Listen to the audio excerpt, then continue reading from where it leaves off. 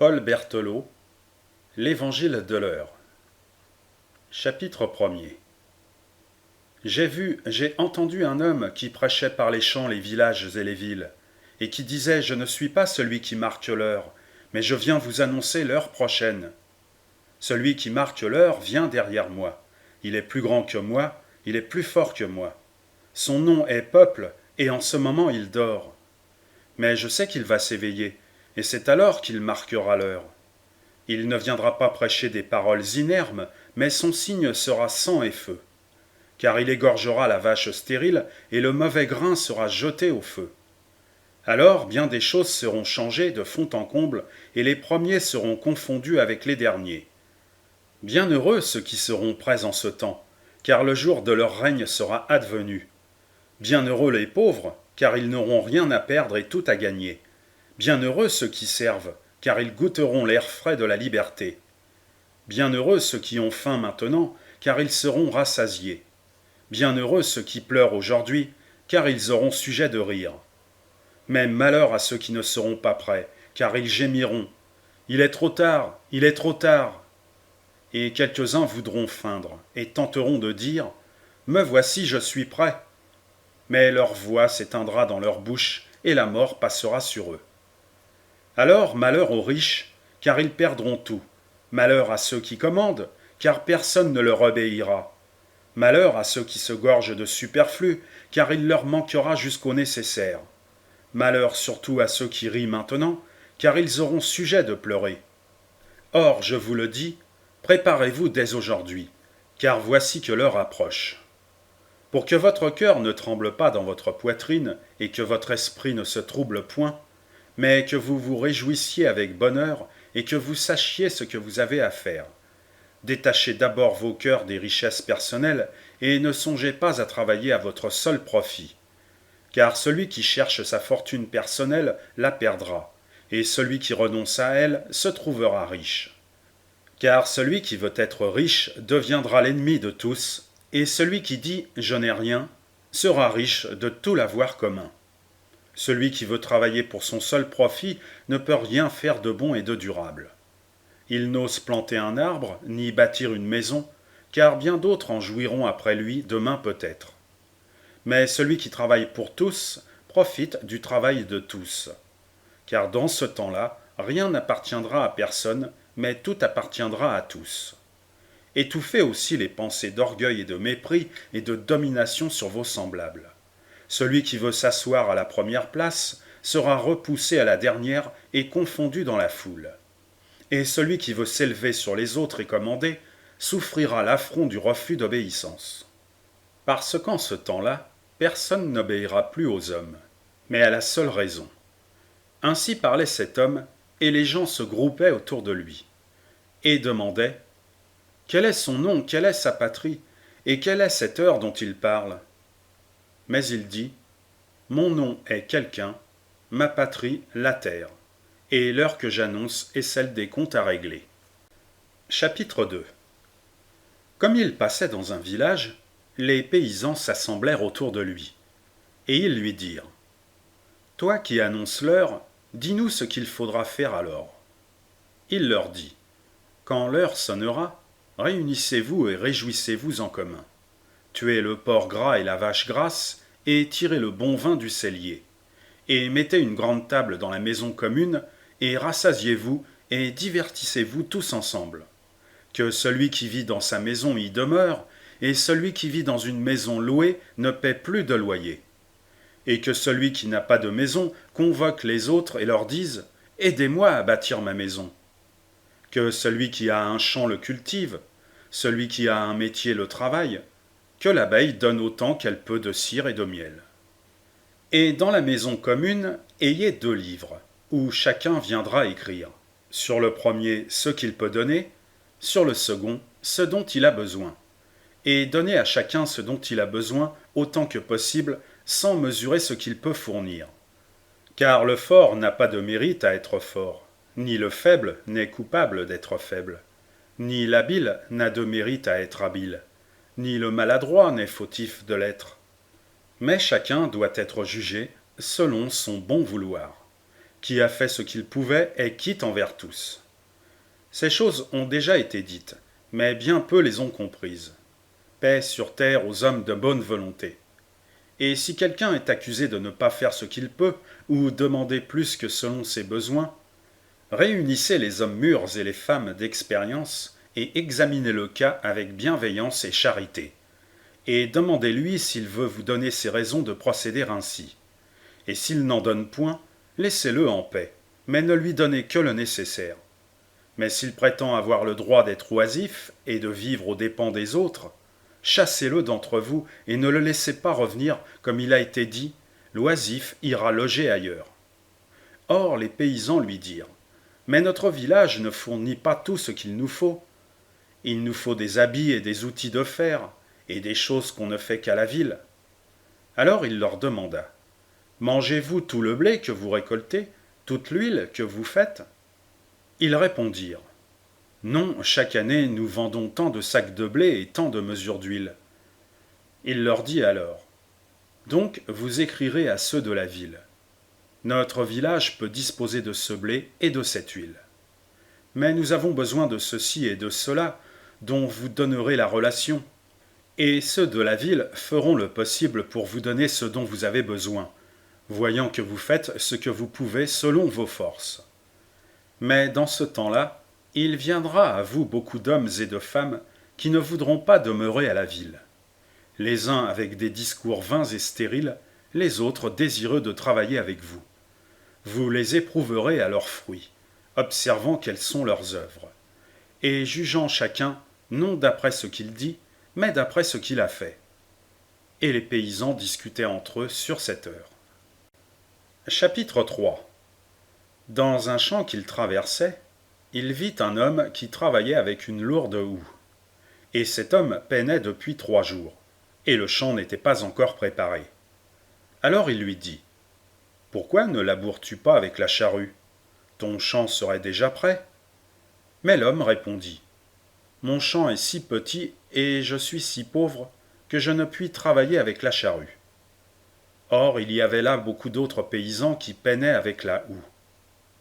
Mais quelques-uns qui étaient plus riches travaillaient avec la charrue à bras. Et il leur demanda, « Pourquoi travaillez-vous avec cette lourde charrue et non avec celle du château ?»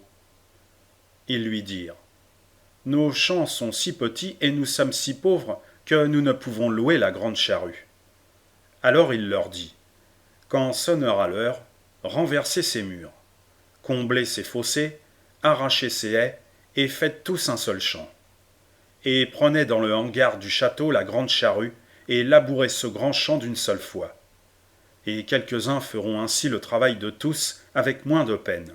Et le travail utile ne manquera pas pour les autres, car il y aura beaucoup à faire. » Mais les paysans lui demandèrent, « Et que dira le maître du château ?» Il leur dit, « Quand le maître du château entendra sonner l'heure, sa langue séchera dans sa bouche. Si son cœur est mauvais, il tentera de s'enfuir, mais il n'ira pas loin. S'il est sage et sait accepter l'inéluctable, il ouvrira sa porte et abaissera le pont de son fossé. Il dira à ses serviteurs, « Allez, je n'ai plus de serviteurs, je ne paie plus de gages ni de salaire.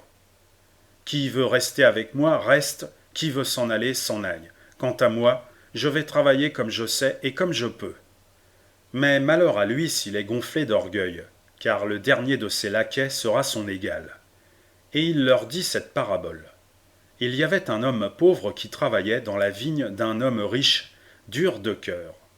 Et cet homme riche maltraitait l'homme pauvre, l'appelant paresseux et le faisant battre par ses esclaves. Mais l'homme pauvre acceptait tout avec résignation, pensant dans son cœur. De quoi vivrais-je si mon maître ne me laissait pas travailler dans sa vigne ? Or, il vint un homme instruit qui lui dit et lui démontra que la vigne n'appartenait pas seulement à l'homme riche, mais que lui, vigneron, avait sur elle le même droit que l'homme riche, et ce droit était la travailler et jouir de ses fruits. Alors l'homme pauvre se réjouit et se mit à manger les fruits de la vigne, ce qu'il n'osait faire jusque-là. Mais l'homme riche survint et, courroucé, cria « Fainéant, Qui t'a permis de cesser de travailler et de manger des fruits de ma vigne? L'homme pauvre lui répondit. La vigne n'est pas à toi seul, mais nous avons tous deux le même droit sur elle. Si tu veux en manger les fruits, travaille-la comme moi, car tu n'as pas d'autre droit que celui-là qui est aussi mien. Alors l'homme riche se mit en colère et dit à ses esclaves. Fouettez cet insolent jusqu'à ce qu'il perde connaissance, mais cependant ne le tuez pas, car j'ai besoin de quelqu'un qui travaille ma vigne à ma place. Mais l'homme pauvre saisit sa houe et frappa l'homme riche à la tête, et celui qui s'appelait le maître tomba mort, et ses esclaves s'enfuirent effrayés. Or, cela fut bien ainsi, car pour celui qui commande, il est moins amer de mourir que de devenir l'égal de son serf. Chapitre 4. Vers le soir, il entra dans la ville, et les artisans se groupèrent autour de lui. Or, il en vint un qui paraissait très las, et qui marchait nu-pieds dans la boue. Il lui demanda « Quel est ton métier ?»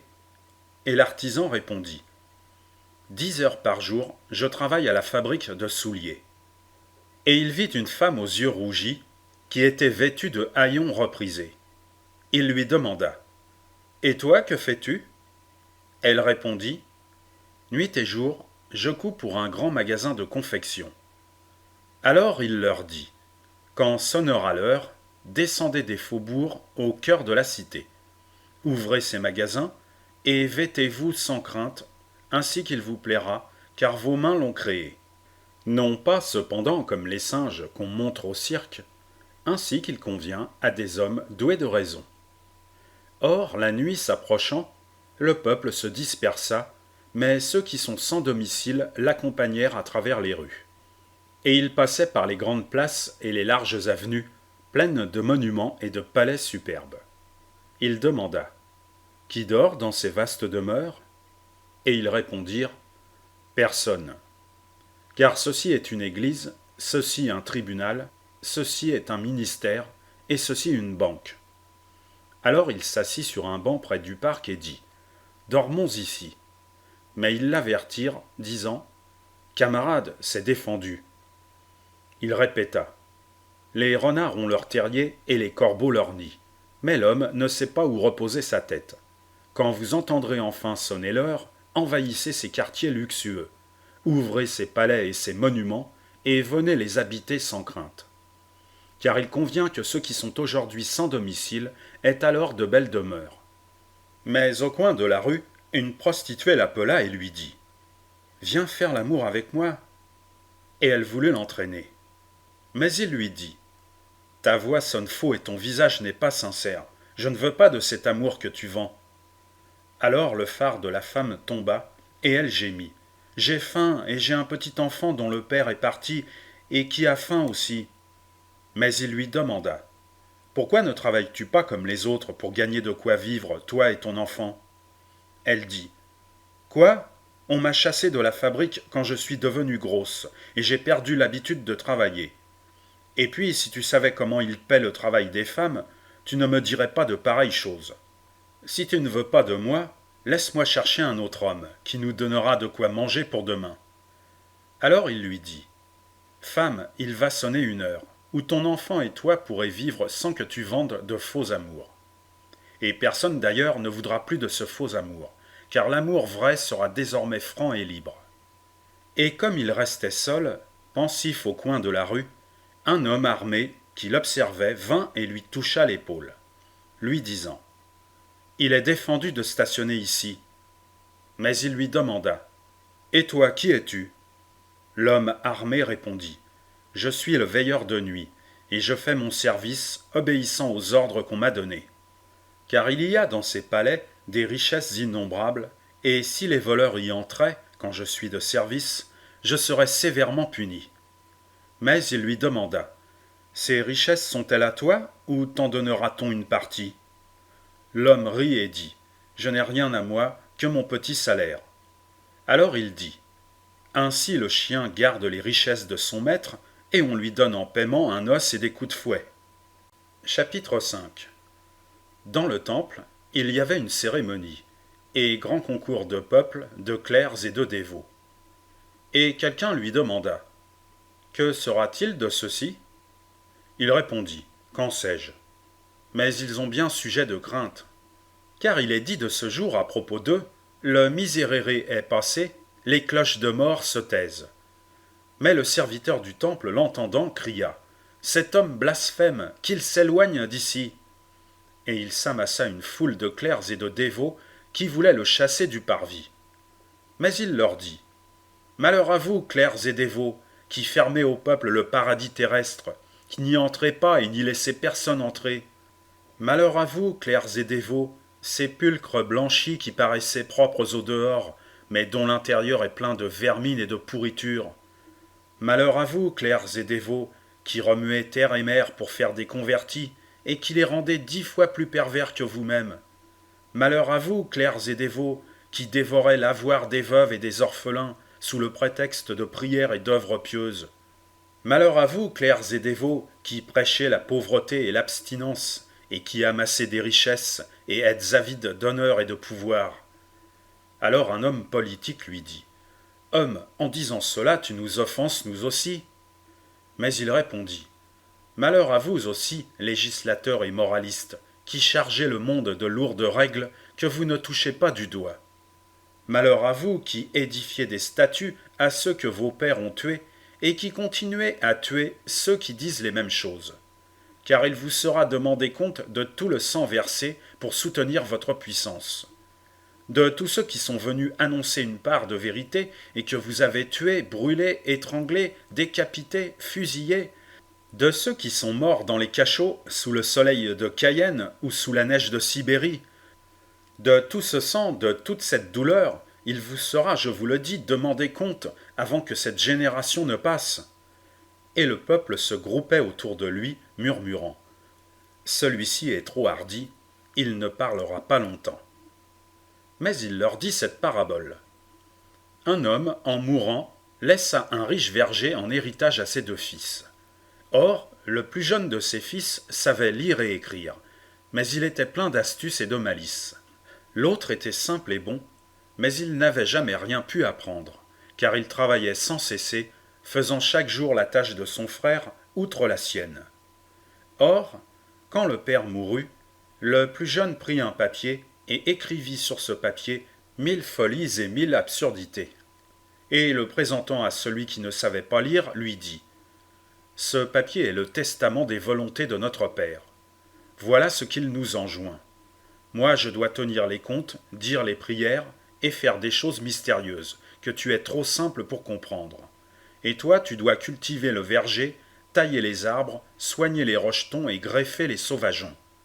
Et tu récolteras les fruits quand ils seront mûrs, mais nous ne les mangerons pas, car ils sont pour notre Père qui est mort, et ceci est un mystère sacré. » L'ignorant le crut et obéit ainsi durant longtemps.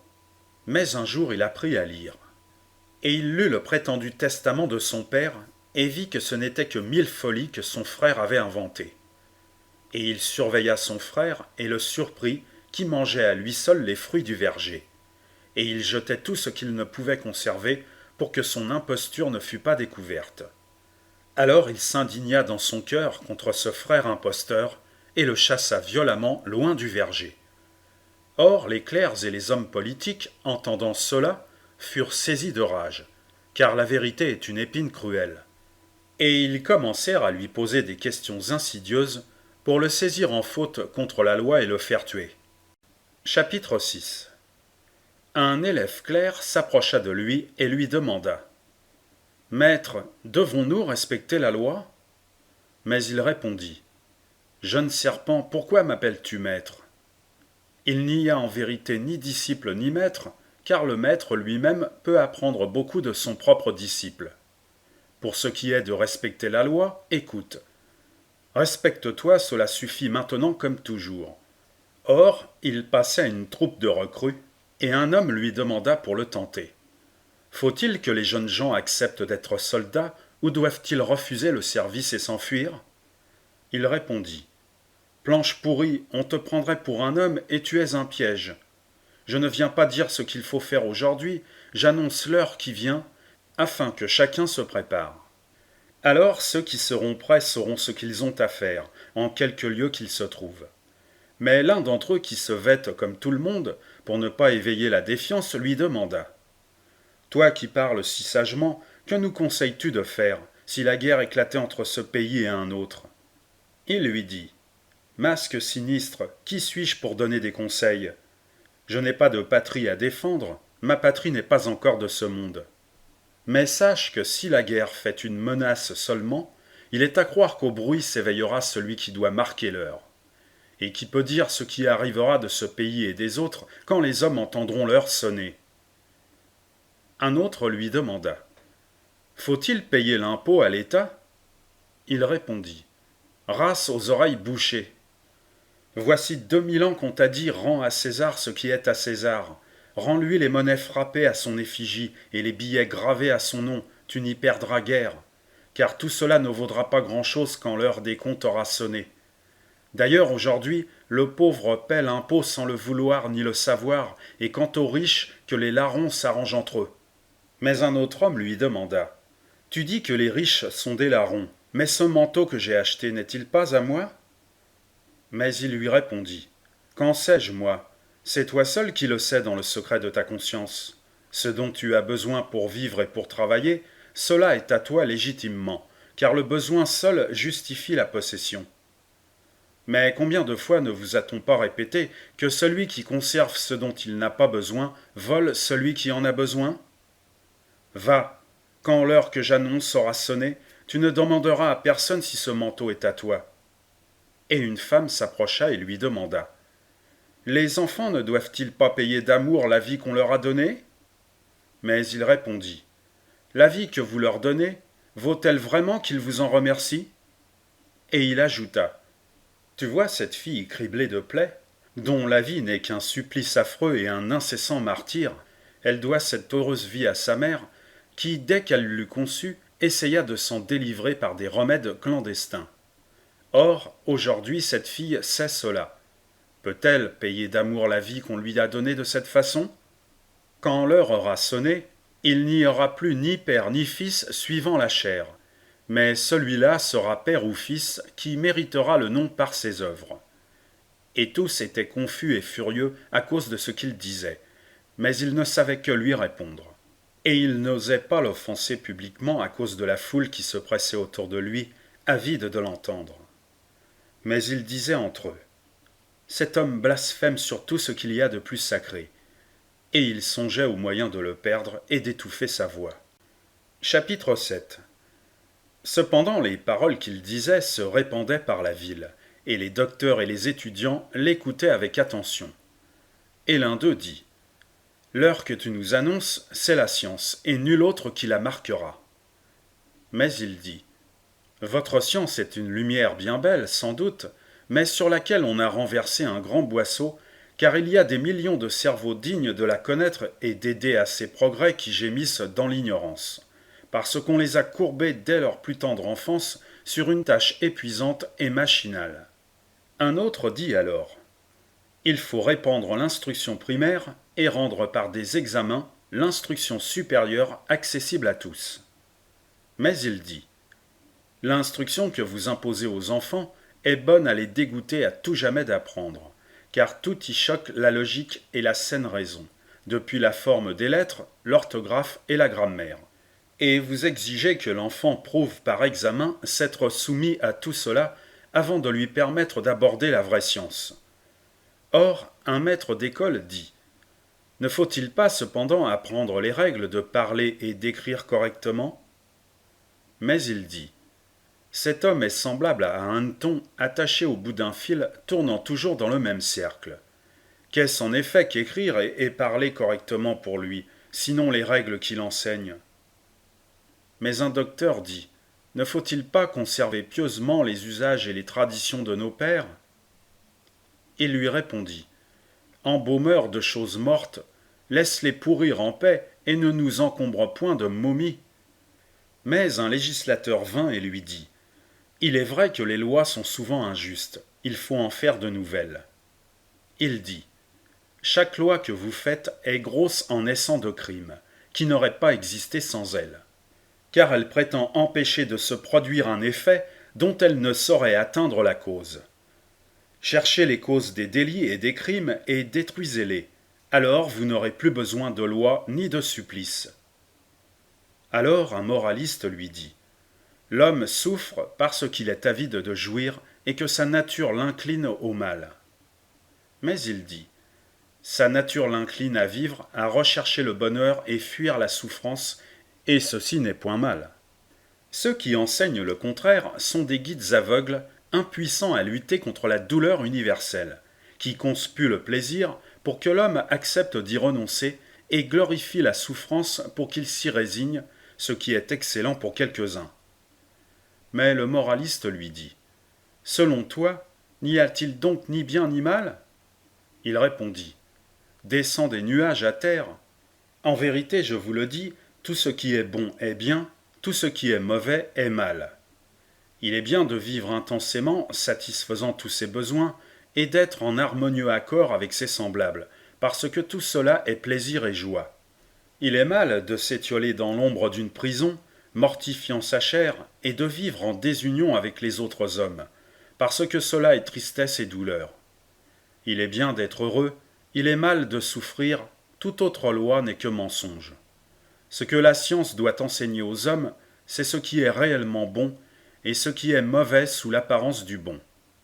Car les hommes se trompent souvent, prenant le poison pour un remède généreux et se préparant une grande douleur pour un petit plaisir, ou cherchant le bonheur par des voies qui ne sauraient y conduire, et tout cela parce qu'ils sont ignorants. Mais il viendra, je vous l'annonce, un temps où chacun réclamera toute sa part de science et toute sa part de bonheur, et où les prophètes de la résignation et de la mort seront pris au mot et durement éprouvés. Car s'il est sage de se résigner au mal inéluctable, il est criminel et fou d'accepter sans révolte le mal que l'on peut combattre. Chapitre 8. Alors les artisans des fabriques vinrent lui demander : Et nous, que ferons-nous quand l'heure sonnera ? Il leur dit : Réjouissez-vous d'abord, car le temps d'esclavage sera passé, et les jours de liberté seront venus. Mais ils demandèrent : Et qui fera alors tout ce que nous faisons maintenant, et les autres choses nécessaires ? Il leur dit : Quand le besoin de ces choses se fera sentir, il faudra bien retourner aux usines et aux fabriques. Mais tous ceux qui sont aujourd'hui sans travail, ou s'emploient à des choses inutiles et mauvaises, devront y retourner avec vous. Et vous choisirez les plus experts et les plus compétents en chaque branche pour en étudier les conditions et les besoins, afin d'obtenir les meilleurs résultats possibles avec la moindre somme de travail. Car en ces temps-là, comme personne ne voudra manquer de rien, il faudra produire bien plus qu'aujourd'hui, ne fabriquant rien de mauvaise qualité, ni de ces choses de faux luxe avec lesquelles les marchands attirent les naïfs, mais faisant tout pour le bien commun, car la duperie serait stérile et sans excuse. Le cordonnier met parfois du mauvais cuir entre les semelles parce que les temps sont durs et qu'il craint de n'être pas payé. Le maçon cache quelquefois la pierre gélive avec du mortier parce qu'il est là et que le maître le presse. Mais s'ils travaillent pour eux-mêmes, au contraire, ils font ces œuvres avec soin et solidité, car pourquoi se tromper soi-même ? De même, tout sera fait alors avec attention et avec goût, car nul ne sera obligé de faire quoi que ce soit contre son gré. Mais chacun choisira son poste selon ses forces et ses aptitudes, parce que le nom de parasite sera détesté. Quant à ceux qui prétendent vivre oisifs aux dépens d'autrui, vous les chasserez d'entre vous. Vous ne laisserez pas non plus personne établir commerce, ni donner à louage terrain, maison, outils ou machines. Car nul n'aura nécessité de vendre ou de louer ce dont il a besoin, et cela seul dont il a besoin est légitimement à lui. Si donc quelqu'un offre à louer ou à vendre quoi que ce soit, n'importe qui aura le droit de s'en emparer s'il en a besoin. Et il faudra savoir aussi ce dont vous avez besoin parmi les choses qui viennent des champs, et ce dont ont besoin les gens des campagnes parmi les choses que vous fabriquez, pour que ni les uns ni les autres ne manquent du nécessaire, mais vivent tous heureux et en bonne harmonie. Et tout cela ne saurait se faire sans que vous soyez unis pour étudier et mesurer d'avance vos besoins et vos forces. Préparez-vous donc dès aujourd'hui à toutes ces choses pour savoir ce que vous aurez à faire le moment venu. car si vous n'y pensez pas à temps, la faim viendra sur vous, et ce sera une grande calamité. Mais pourtant si cela arrive, ne perdez pas courage, ainsi fuyez la ville et allez vivre aux champs. Car c'est de la terre que vient toute nourriture, et le travail de la terre est le fond le plus sûr. Alors quelqu'un lui demanda, « Dis-nous comment en ce temps fonctionneront la poste et le télégraphe, et les chemins de fer, et la navigation, et comment on fera pour bâtir des ponts, percer des tunnels, construire les machines et les transatlantiques ?» Il répondit, « Comment on fera tout cela et bien d'autres choses encore, je n'en sais rien en vérité. Et si je le savais, et que je vous le dise, vous ne le comprendriez pas encore. Mais ce que je sais, c'est que l'homme ne renoncera à aucune chose utile, ainsi qu'on en fera alors plus d'usage que jamais. Il faudra donc bien les réaliser d'accord avec les nouvelles formes de vie, et c'est en cela qu'il faut avoir confiance. » Chapitre 9. Comme ceux qui l'aimaient s'étaient réunis autour de lui, il leur dit, « L'heure que j'annonce est l'heure de vie, où les hommes cesseront de se combattre et travailleront d'accord pour assurer au plus grand nombre la plus grande somme de bonheur possible. » Or, l'un d'eux lui demanda, « Le bonheur ne serait-il pas de vivre simplement comme les hommes de l'âge d'or ?» Il répondit, « L'âge d'or n'est pas derrière nous, mais devant nous, et il s'appelle la société future. » Alors un autre demanda, « Pourquoi a-t-il fallu tant de siècles pour entrevoir cet âge d'or ?» Il répondit, « La société future est semblable à une fleur luxuriante croissant dans un riche humus. Il n'y avait autrefois en ce lieu qu'une pierre nue, un dur granit lavé de pluie. Mais sur ce granit ont végété d'abord les lichens qui se contentent de peu, puis entre ceux-ci les mousses et les hépatiques. Et voici que ces premiers ont retenu les eaux de pluie, et des graines portées par le vent ont germé sur la pierre et ont poussé, jusqu'à ce que la surface de la pierre s'effrita et se couvrit de sable et d'humus assez riche pour nourrir la fleur luxuriante. Ainsi la société future n'est possible que grâce aux formes antérieures qui ont préparé le terrain où elle croîtra. » Mais quelqu'un dit alors pour l'éprouver, « La société future sera fille de la violence. » Il dit, « Aucune femme n'accouche sans effort, mais l'enfant naît quand son heure est venue. La société future est semblable à un poussin dans sa coque, il doit la briser avec violence, sans quoi il ne pourrait sortir. Mais ce n'est pas la violence qui a fait naître le poussin, ainsi que le germe et la nourriture qui étaient dans l'œuf. C'est grâce à la coquille qu'il a pu se développer et prendre force, mais elle est maintenant un obstacle à la nouvelle forme de vie. C'est pourquoi il brise cette coquille qui l'étouffe et laisse épars les débris inutiles. » Il dit aussi, « La société future est encore semblable à une grande rivière lorsqu'après les pluies elle se met à grossir. Les arbres et les lianes des îles obstruent son cours et le sable forme des barrages en travers de son lit. Alors les eaux s'accumulent derrière cet obstacle qui les arrête et il semble que la rivière cesse de couler. Mais soudain cette digue s'effondre, les arbres se brisent, le sable se disperse et les eaux se précipitent avec une impétueuse violence. Et cette violence est nécessaire car la rivière ne peut cesser de couler et c'est une vaine tentative que d'arrêter les grandes eaux. Mais ce n'est pas la violence qui a fait croître et s'enfler la rivière, mais les grandes pluies qui sont tombées et le barrage lui-même. Alors ceux qui l'écoutaient comprirent et se pressèrent autour de lui, et il continua à leur parler par paraboles.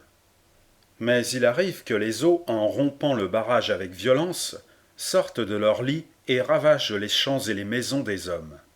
C'est pourquoi ceux qui savent prévoir se munissent de haches et de crocs en veillant à ce que rien n'obstrue le cours du fleuve. Et si malgré tout il se forme un barrage, ils courent le détruire de n'importe quel moyen sans se préoccuper du danger. Et quelques-uns périssent, mais ne vaut-il pas mieux périr que de vivre privé de tout et sous une menace perpétuelle ? En vérité, je vous le dis, munissez-vous de tout ce qu'il faudra pour n'être pas pris au dépourvu quand sonnera l'heure. » Et ceux qui l'entendaient disaient, « Il a raison, nous vivons privés de tout et sous une menace perpétuelle. Il vaut mieux tout affronter que vivre ainsi, car nous n'avons rien à perdre que des chaînes et tout à gagner. » Et ils se dispersèrent pour aller annoncer ces choses, et conseiller à leurs frères de se préparer pour quand viendra l'heure. Mais quelqu'un dut le dénoncer, disant « Il prêche la violence et le désordre. » Et les puissants résolurent de le mettre à mort. Chapitre 10. Or, il vit que des hommes suspects le suivaient et l'épiaient, et il dit à ceux qui étaient restés autour de lui « Voici que mon heure approche, je ne vous parlerai plus car je vais mourir. Mais annoncez ce que je vous ai dit par toute la terre. Et pour éprouver les hommes s'ils vous demandent ce que vous annoncez, dites-leur « J'annonce l'anarchie. » Et vous rejetterez ceux qui ont peur de ce mot, car un esprit ferme et résolu ne s'effraie pas d'une parole. Mais maintenant retirez-vous, car il suffit d'une seule victime. Et ils se retirèrent pour faire comme il avait dit. Et quand il fut seul, un homme s'approcha de lui et dit avec une feinte douceur « Viens avec moi, mon maître désire te parler. » Il pensa « C'en est fait de moi, mais tout ce que j'avais à dire est dit. » Et il suivit cet homme à la maison de son maître. Et dès qu'il entra, ils se saisirent brutalement de lui et le jetèrent en prison, riant de lui et de ce qu'il avait annoncé. Le jour suivant, ils le menèrent à un tribunal spécial formé de juges prévenus pour le condamner. Et il vit de faux témoins l'accusé de 100 crimes imaginaires, les uns absurdes, les autres odieux. Et les juges s'indignaient hypocritement contre lui, et dans la foule beaucoup disaient « C'est en vérité un grand criminel. » Mais lui, se sachant condamné d'avance, demeura silencieux, et ils le condamnèrent à mort. Et ils le jetèrent dans le cachot des condamnés à mort, et demeuré seul, il médita. Alors il se souvint d'une vieille femme qui était toute seule, bien loin de là, et qui aurait le cœur brisé en apprenant sa mort. Et il revit une petite maison fraîche dans la montagne, entourée d'un jardin agréable et tranquille, où celle qu'il aimait lui avait dit « Je t'aime » pour le retenir, mais dont il s'était enfui sans même goûter un bonheur offert, pour aller annoncer l'heure parmi les champs, les villages et les villes, sachant d'avance ce qu'il adviendrait de lui et comment il finirait. Car l'homme ne fait pas ce qu'il veut, mais ce qu'impose la force des choses. Et il fut envahi d'une angoisse cruelle, et ce fut pour lui comme l'agonie de la mort. Mais lorsqu'il eut amèrement pleuré sur lui et sur ceux qu'il aimait, son cœur se rasséréna et le calme revint en son cœur. Et il pensa « Voici que tout va s'accomplir comme la logique des choses l'ordonne et comme je l'avais prévu. Ainsi que le figuier ne donne que des figues et non d'autres fruits, celui-là qui sent en soi parler la vérité ne peut la taire, ni s'attacher à autre chose qu'à l'annoncer et à la publier, sans se troubler des périls qu'il encourt. Ce qui paraît aux autres le bonheur est pour lui fade et sans attrait, il ne saurait s'y complaire. Mais son bonheur est de suivre le penchant de son esprit, bien qu'il sache qu'il prépare ainsi sa perte, car la voix qui annonce des vérités menaçantes importune et trouble les puissants, même au fond des cachots. S'ils ne peuvent la réduire au silence, ils l'étouffent dans le sang pour ne plus l'entendre et pouvoir se croire en sécurité. Mais ce sang qu'ils versent est un témoignage qu'ils rendent à la vérité, et la mort de celui qui parlait devient le gage de sa parole. Donc il est bon que je meure, maintenant que j'ai dit tout ce que j'avais à dire, pour que mon sang scelle ma parole, et que ceux qui m'ont entendu pensent. Il disait la vérité, puisque ceux qu'elle offense l'ont tué pour le faire taire. Ayant ainsi parlé, il révéra l'ordre admirable des choses, et attendit le supplice avec calme et fermeté. Le jour suivant, au lever du soleil, ils le tuèrent, et portèrent son corps dans la fosse commune. Et parce qu'ils l'avaient tué, ils crurent avoir étouffé sa voix, mais ils vont bientôt comprendre leur erreur.